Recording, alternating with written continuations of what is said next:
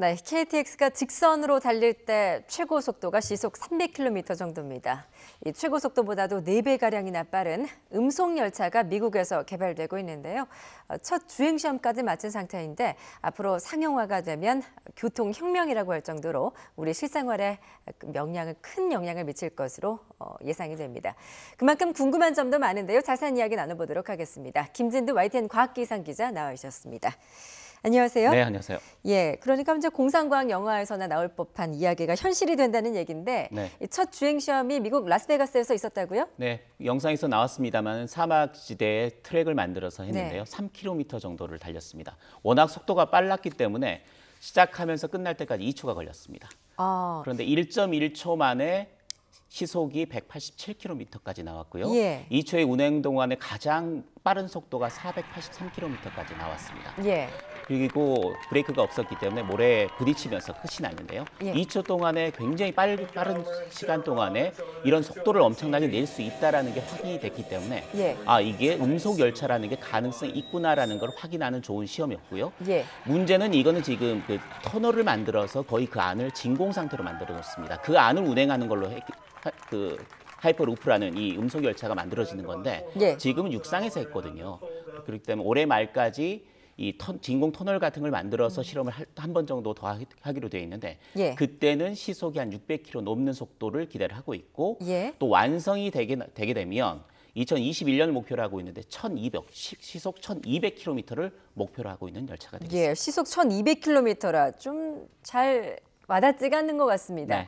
이게 그러니까 서울에서 부산까지 16분 정도면 갈 수 있는 속도라고 하죠? 우선은 미국부터 보면은요. 예. LA에서 샌프란시스코까지가 600km 정도가 됩니다. 예. 그런데 시속 1200km이기 때문에 30분이면 갈 수가 있고요. 예. 서울에서 부산까지가 거리가 400km 정도가 됩니다. 예. 그러니까 16분이면 갈 수가 있습니다. 그런데 생각을 해야 될 게 KTX 같은 경우에 400km를 가긴 하지만 속도가 아까 말씀하셨듯이 300km지만 최고 속도입니다.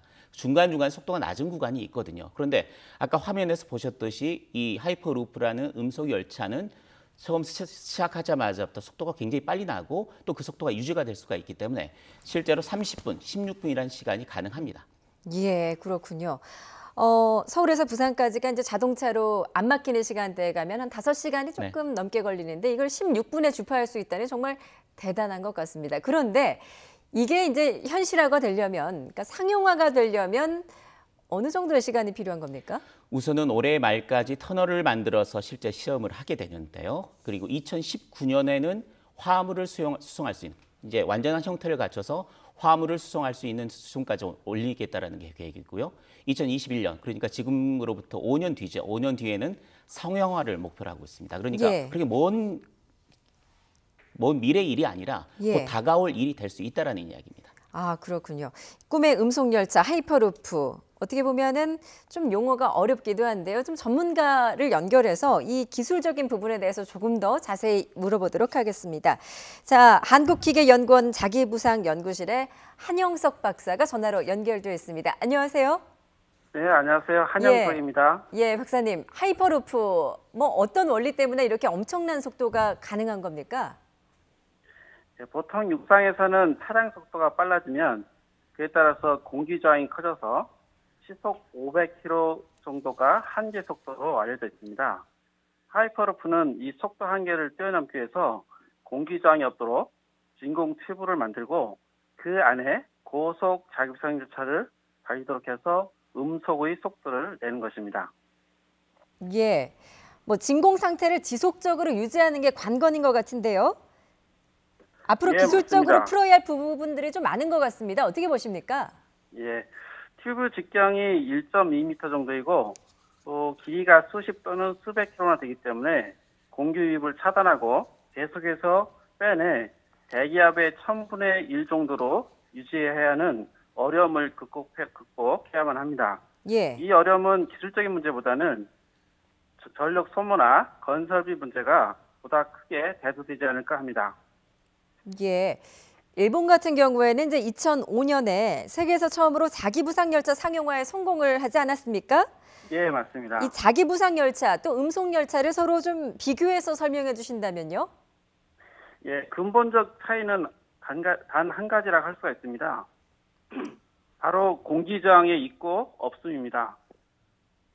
기존의 자기부상 열차는 육상에서 달리기 때문에 공기 저항을 받아서 시속 500km 정도만 달리고 있습니다. 예. 만일 진공 튜브 안에서 자기부상 열차도 달린다면 음속으로 달릴 수 있는 것입니다.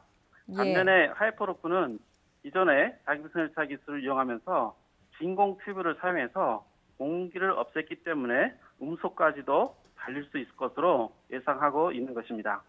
예. 뭐 이제 이런 뭐 자기부상 열차 분야에서 좀 앞선 기술을 보유한 나라가 이제 일본이나 독일인데요.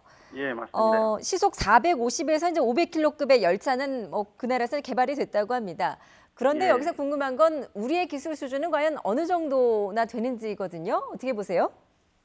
예, 한국에서도 2005년도부터 핵심 기술 개발을 중심으로 연구를 해와서 현재는 실험 차량까지 개발을 완료한 상태가 되어 있습니다. 시스템적인 연구는 좀 더 필요하지만 부상 추진, 즉 핵심 기술은 어느 정도 확보했다고 할 수가 있습니다. 예. 어느 정도 기술이 이제 우리도 확보한 상태다라는 말씀이신데요. 예, 또 하나 맞습니다. 궁금한 것은 이게 속도가 워낙 빠르다 보니까 과연 탑승자들의 안전이 이제 보장이 되는가 하는 부분이거든요. 예, 네, 좀 설명 부탁드립니다. 예. 몇 가지 문제가 예상되는데 가장 우려하는 것은 호흡일 것입니다.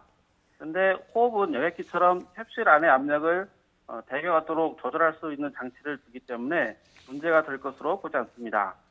부상의 경우는 영구자성을 사용하기 때문에 정전이 되더라도 차량이 멈출 때까지 부상이 유지가 되기 때문에 안전하게 차량이 정지할 수가 있습니다. 보다 우려가 되는 것은 차량 간의 충돌이 되겠습니다. 그래서 이를 방지하기 위해서 바닥에 차량용 레일을 제공하고 비상시에 이 레일을 차량이 잡아서 급정거할 수 있도록 하고 있습니다. 전반적으로 봤을 때 또 추가적인 연구를 한다면 안전은 크게 문제가 될 것으로 보지는 않습니다.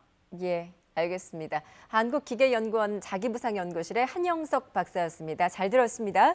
네, 감사합니다.